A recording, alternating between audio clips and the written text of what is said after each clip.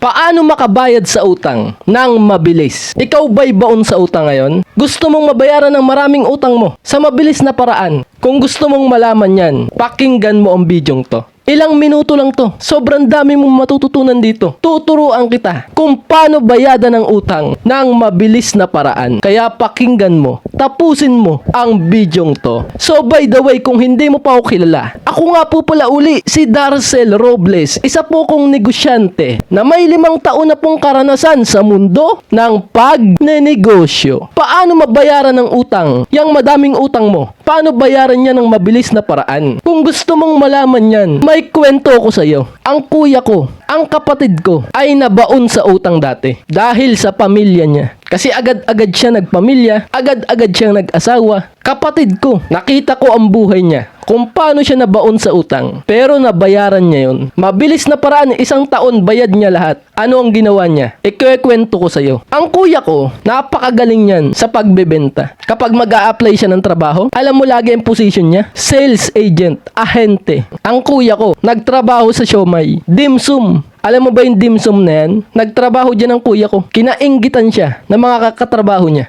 Sobrang galing niya magbenta. Kasi mahal na mahal siya ng mga boss niya. Kasi siya nagpapasok ng maraming benta sa kumpanya eh. Kinainggitan siya ng mga opisina. Nakatrabaho niya. Umalis siya sa mga siomay. Lumipat siya ng Shell. Alam mo ba yung brand na Shell na yan? Ang kuya ko naging top seller dyan. Naging top seller. Shell. Ang lakas niya kumita. Commission lang umaabot ng 50 mil. Ganong katindi ang kuya ko sa pagbebenta. Pero nung lumalaki ang kita niya, naging malapit siya sa mga boss niya. Sa Shell. Naging kaibigan niya yung boss. Nakakainuman niya lagi. Ang masaklap na nangyari sa kuya ko nun, ang problemang dumating sa kanya. Sa sobrang lakas niya kumita, yung pera niya, kung saan niya pinunta, sobrang takaw niya sa babae. Sobrang takaw niya sa mga alak. Sobrang takaw niya manlibre sa mga katrabaho niya na naging tropa niya. Tapos yung pinsan ko kinasal. Nung kinasal ang pinsan ko, nag-asawa rin siya. Doon dumating ang problema. Noong nag-asawa siya at nagkaanak, lumaki ang gastos niya. Noong nagkaanak siya, sobrang mahal, sobrang branded ng pinapagatas niya sa anak niya. Tapos yung amo niya, yung boss niya na maging malapit sa kanya sa Shell, binauwian ng buhay. Kaya lahat nung naiinggit sa kanyang katrabaho niya sa Shell, wala na siyang kapit, wala na siyang amo na malapit sa kanya. Ano ang ending? Bumagsak siya sa pinakababa. Doon ko nakita ang kuya ko na problema ng sobra. Sobrang lobo ng gastusin niya. Bahay, kuryente, pagkain ng pamilya, gatas ng anak. Yung gatas ng anak niya, sobrang mahal. Kasi ayaw niyang bigyan ng basta-bastang gatas lang ang anak niya. Sobrang lumobo ang gastos niya. Nawala na yung amo niya, binawian na ng buhay. Nawalan siya ng kapit sa Shell. Bumalik siya sa pinakababa.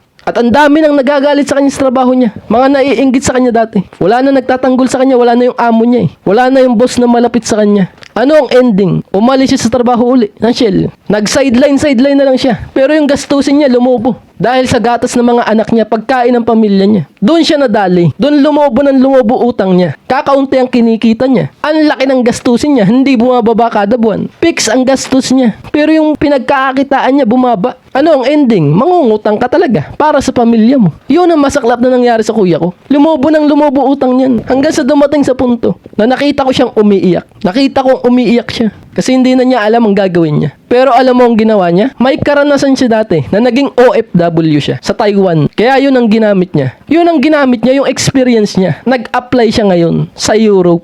Ano nangyari? 6 na buwan, nakaalis siya. Mas lalong lumobo utang niya. Kasi uutang ka ng pambayad sa pamasahe mo dyan, eroplano eh. Babayad ka pa ng agency dyan eh, maging OFW ka lang eh. Mas lalong lumobo. Pero nung nakarating siya sa Europe, binasic lang niya yung baon sa utang na yan. 1 taon bayad, nagkaroon pa ng kotse, bahay, lupa. Yun ang matindi nangyari sa kuya ko. Yun ang pagbabagong nangyari sa kanyang buhay. Kasi hindi niya sinukuan. Ginamit niya ang experience niya sa buhay. Dati siyang OFW ng Taiwan. Sobrang galing niya mag-apply ng trabaho. Pag-apply niya abroad, tanggap agad, lipad agad hanggang sa Europe. Paldo agad ang kita. Bayad agad ang utang 1 taon. Nakabili agad ng lupa. Nakabili agad ng kotse. Ganong katindi, ganong kabilis 1 taon. Yun ang pinagbago sa buhay ng kuya ko. Kaya tuwan-tuwa ako ngayon sa aking kapatid. Proud na proud ako sa kanya. Kaya sa usapan natin to, sa kwento ng buhay ng kuya ko, Ang kailangan mong gawin para mabilis mabayaran yung utang mong madaming yan ay ang mag-abroad ka kung kinakailangan. Kung may experience ka na dati na nag-abroad ka na, mag-abroad ka na. Patibayan na ng loob. Kagaya ng ginawa ng kuya ko. Patibayan ng loob. Maliit pa ang anak niya, iniwan niya. Pero tinibayan niya ang loob niya. Nag-abroad siya. Mabayaran lang yung utang na yan. Ngayon, nakabili ng lupa. Nakabili pa ng kotse. Ganong kabilis bayad ang utang. Kaya kung may experience ka, mag-abroad ka na. Pero pumili ka ng magandang bansa. Europe, Italy, Spain, Barcelona, Germany. Yung mga bansang yan, Europe. Kasi nang ginawa ng kuya ko, Europe ang tinarget eh. Hindi na Taiwan. Dati may experience sa Taiwan pero hindi yung pinili niya. Europe na ang tinarget. Nung natanggap, 1 taon, bayad ang utang, nakabili pa ng lupa. So kung may experience ka, mag-abroad ka. Kasi sobrang delikado ng utang eh. Kapag baon ka sa utang, makapatulo talaga ang luha mo eh. Mababaliw ka talaga dyan. Sa utang na yan. Ganyang katindi ang utang. Kaya yan ang pinakauna mong kailangan gawin. Kung gusto mong mabayaran ang utang mo na mabilis, kung may experience ka na dati kang OFW, gamitin mo yung experience mo, mabayaran lang yung utang mo eh, mag-abroad ka uli. Yan ang pang-una nating paraan kung paano mabilis mabayaran ang utang mong madaming yan. Ayos? Okay, next, dadako na tayo sa pangalawa natin na paraan kung paano mabilis mabayaran ng utang kung madami kang utang ay ang magnegosyo ka. Kung wala kang experience sa abroad, magnegosyo ka. Kasi kapag nagne-negosyo ka, pag na-figure out mo ang pagne-negosyo, yung pagkita ng pera sa negosyo, habang buhay mo nang dala yung kaalaman na yun. Kung wala kang experience sa pag-abroad, kung ayaw mong mangamuhan, kung ayaw mong iwan talaga ang pamilya mo, pero baon ka sa utang, anong gagawin mo? Magnegosyo ka. Wala kang ibang choice. Magbenta ka dyan. Galingan mo. Makabenta ka lang na makabenta, lumaki lang ang kita mo. Mahirap yan sa una, pero pag na-figure out mo ang pagnenegosyo, habang buhay mo nang dala yung kaalaman kung paano kumita ng pera sa negosyo. Baon ka sa utang ngayon. Kumikita ka sa negosyo, binabayad mo sa utang. Sa ganun muna sa una. Pero pag nabayaran mo na yung utang mo, yung kaalaman mo kung paano kumita sa negosyo, habang buhay mo nang dala yun. Kaya karamihan sa mga ibang tao, pag nabaon sa utang, nagnegosyo, mas lalo silang yumaman. Ano ang dahilan? Kasi na-figure out nila ang pagnenegosyo. Nasa kanila na yung kaalaman. Nung nabayaran nila lahat ng utang nila, yung kaalaman nasa kanila pa rin. Kumikita pa rin ang dire-diretso ang negosyo nila. Kasi na-figure out eh. Ganyan ang paraan kung paano makabayad sa utang. Magnegosyo ka. Galingan mo. Magbenta ka. Padamihin mo ang benta mo. Gawin mo lahat. Kung kinakailangan, pumunta ka sa mga bahay ng mga customer mo. Mabentahan mo lang mga yan. Ng mga alam mong bibili, bentahan mo ng bentahan araw-araw. Makabenta ka lang. Dumakailangan kita mo. Kasi baon ka sa utang eh. Kailangan mong bayaran yan eh. So kailangan mong galingan. Kailangan mong magnegosyo para hindi mo maiwan ang pamilya mo at hindi ka makapag-abroad. Papayag ka ba? Baon ka sa utang, tinatawanan ka ng mga kapitbahay kamag-anak mo? Papayag ka ba nun? Pupusta ko yung mga kamag-anak mo, kapitbahay mo, tuwan-tuwa yan. Baon ka sa utang. Tuwan-tuwa mga yan. Pag nagtatagumpay ka, naiinggit sila. Nagagalit sila. Pero pag baon ka sa utang, tatawanan ka ng mga yan. Mga kamag-anak mo, mga kapitbahay mo yan. Tuwan-tuwa sila pag lumalagpak ang tao. Pero pag umaangat, nababad trip sila. Kaya papayag ka ba baon ka sa utang, tatawanan ka ng kamag-anak mo? Papayag ka ba ganyan ka na lang? Baon ka na lang sa utang? Huwag kang papayag, bumangon ka. Galingan mo sa negosyo. Kung kinakailangan mag-abroad ka para mabilis mabayaran yan, para masampal mo ang katotohanan yung mga kamag-anak mo, sampalin mo ng katagumpay ang mga yan. Tuwan-tuwa ang mga yan pag baon ka sa utang. Huwag kang papayag na baon ka na lang sa utang. Bumangon ka. Galingan mo magnegosyo. Mag-abroad ka kung kinakailangan. Mabilis mo lang mababayaran yan. Kaya ako to sinasabi sa'yo. Pinaniniwalaan ko. Sobrang nakakaawa ang baon sa utang ngayon. Kasi kapag baon ka sa utang, iiwanan ka ng mga mahal mo sa buhay. Asawa mo, iiwanan ka niyan. Kamag-anak mo, tatawanan ka niyan. At dyan nababaliw ang baon sa utang. Wala na siyang masandalan. Wala nang kumakampi sa kanya. Yan ang pinaniniwalaan ko. Sobrang delikado ng utang. Kapag nabaon sa utang ang tao, matik, depress yan. Bagsak ang mundo niyan. Ang kalaban natin dito, kapag nabaon ka sa utang, tawanan ka ng kamag-anak mo. Tawanan ng kapalpakan mo. Iwanan ka ng mga mahal mo sa buhay. Yan ang mabigat nating kalaban kapag baon ka sa utang. Kailangan nating talunin yan. Kaya niyayaya kita. Galingan mo palagi sa negosyo mong yan. Lahat gawin mo sa negosyo mo. Bentahan mo kahit sino. Bentahan mo ng bentahan. Magbenta ka ng mahal. Lakihan mo ang tubo. Para kapag nakabenta ka, ang laki ng tubo mo, may pambayad ka na sa utang mo ng unti-unti. Pag nabayaran mo na yan, matik aasenso ka na. Kasi nasa iyo na yung kaalaman. Sa pagkita ng pera sa negosyo, habang buhay mo nang dala yung kaalaman na yun, diyan kita niyayaya. Sa galingan mo palagi. Benta kong benta. Alukin kong alukin kahit sinong tao para sa negosyo natin, para mabayaran yung maraming utang na yan. Na kapag na-figure out mo ang pagkita ng pera sa negosyo, habang buhay mo nang dala yung kaalaman na yun, mas yayaman, tuloy-tuloy na ang pagkita mo. Wala ka ng utang, dadating ka na sa puntong wala kang utang, tuloy-tuloy pa ang kita ng pera sa negosyo mo. Kasi na-figure out mo na ang pagkita ng pera sa negosyo. Diyan kita niyayaya. Bayaran mo yung utang mong yan. Huwag kang papayag na papalakpakan ka na lang, tatawanan ka na lang ng kapitbahay kang mag-anak mo kasi baong ka sa utang. Diyan kita niyayaya. Galingan mo, bayaran mo utang mo, sampalin mo ng tagumpay. Mga kapitbahay kang mag-anak mo. Ayos? Niyayaya din kita. Palagi tayo mag-usap. Palagi tayo magkwentuhan ng ganito. Pindutin mo yan, subscribe na yan.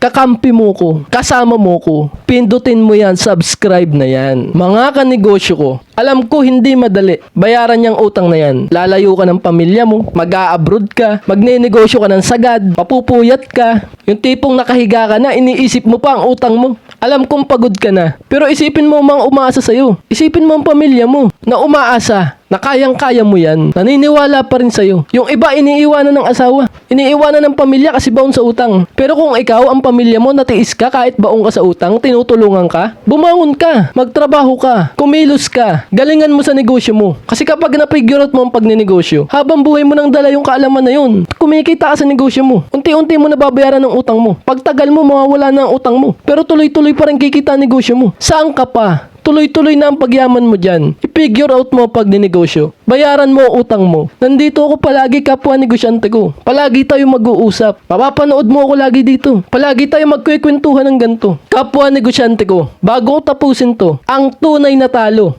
yung taong sumuko dahil sa utang na yan. Kasi ang utang, ginagamit talaga yan pampalaki ng negosyo. Kaya pag na-master mo yung utang na yan, magbabago ang buhay mo. Taong sumusuko ang talo sa utang. Huwag mong kakalimutan yan. Alam kong marami kang natutunan dito. Pindutin mo yan, subscribe na yan. Subscribe mo na ako para palagi pa tayo makapag-usap. Makapagkwentuhan ng ganitong usapan. Kakampi mo ko. Kasama mo ko. Pindutin mo yan, subscribe na yan. At nga pala po, sa mga gusto pong umorder ng ating libro, kapag baon kayo sa utang, basahin nyo ang librong to. Tuturuan kayo ng librong to kung paano i-manage ang pera ng negosyo nyo. Paano padamihin ang benta ng negosyo nyo. Paano dumami ang customer. Marami kayong matututunan sa librong to. Ito ang librong sinulat ko para sa inyo. Sa lahat ng o-order ngayon, makakatanggap kayo ng free shipping, free delivery nationwide sa buong Pilipinas. Free delivery. Sa lahat ng o-order ngayon, siya ang makakatanggap ng free delivery. Order kayo ngayon ng ating libro. Sayang ang promo. Sayang ang libreng delivery. Marami kayong malalaman sa librong to. Dadami ang benta ng negosyo nyo. Gagaling kayo sa pagpapaikot ng pera. Sobrang kapal niyan. Madami kayong matututunan dyan. Hanggang chapter 30 po ito. Basahin nyo po ang librong to. Sa lahat po ng o-order ngayon, text nyo lang po ako or tawagan nyo po ako sa number na yan. Free delivery. Ang lahat ng o-order ngayon. Text mo lang po ako or tawagan nyo po ako sa number na yan. Sa lahat po ng gustong umorder ng ating libro. At nga pala po, ako po ay nagtuturo kung paano gumaling sa pagbebenta. Na kahit mahal ang binebenta mo, bibili ang customer. Kasi sa negosyo, kailangan mo magbenta talaga ng mahal na produkto. Para malaki ang tubo, kada isang benta sa customer, ang laki ng kabig natin. Kaso ang problema nyo, nahihirapan kayo magbenta ng mahal. Pwes tuturuan ko kayo ng mabangis na pagbebenta. Kapag naturuan ko kayo magbenta, kapag nagpaturo kayo sa akin, habang buhay nyo nang dala yung kaalaman. Baon kayo sa utang ngayon. Ang galing nyo magbenta. Anong mangyayari? Mababayaran nyo yung utang nyo yan. Tuturuan ko kayo magbenta. 20 days, isang buong buwan. Papadamihin natin ang benta ng negosyo nyo. Papadamihin natin ang customer ng negosyo nyo. Tuturuan kita ng mabangis na pagbebenta. Na sa bawat customer, kayang-kaya mong bentahan yan. Kayang-kaya mong mapabili yan. Bawat isang taong magiging interesado sa negosyo mo, papasok sa tindahan mo. Hindi pwedeng hindi yan bumili. Kapag naturuan kita, malalaman mo ang sikreto ko sa pagbebenta. Kapag nag-text ka or tumawag ka sa number na yan, sabihin mo magpapaturo ka. Sasali ka sa program na bubuksan ko na sales system. Tuturuan kita ng isang mabangis na pagbebenta. 20 days kitang tuturuan. Ako lang ang magtuturo sa iyo ng ganyang katagal. 20 days, hindi isang araw, hindi 2 araw, hindi isang linggo. 20 days, araw-araw. Tututukan kita. Dumami lang ang benta ng negosyo mo. Kung hirap kang makabenta ng madami sa negosyo mo, tawagan mo ko or text mo ako sa number na yan kung gusto mong magpaturo, kung gusto mong sumali sa program ko na magtuturo ako. 20 days, all about pagbebenta. pampadami ng customer sa negosyo mo. Mangyayari yan sa'yo kapag nagpaturo ka, kapag sumali ka. Ayos? Ayos po ba yun? At yun lang po muna. Maraming salamat po sa ating magandang usapan ngayong gabing ito. Ako'y magpapaalam na po muna. Kita-kita po tayo susunod. Ako po muli, si Darcel Robles, na mag-iiwan po sa inyo po ng katagang ang tamad. Wag na wag mong papakainin. Ciao, bye!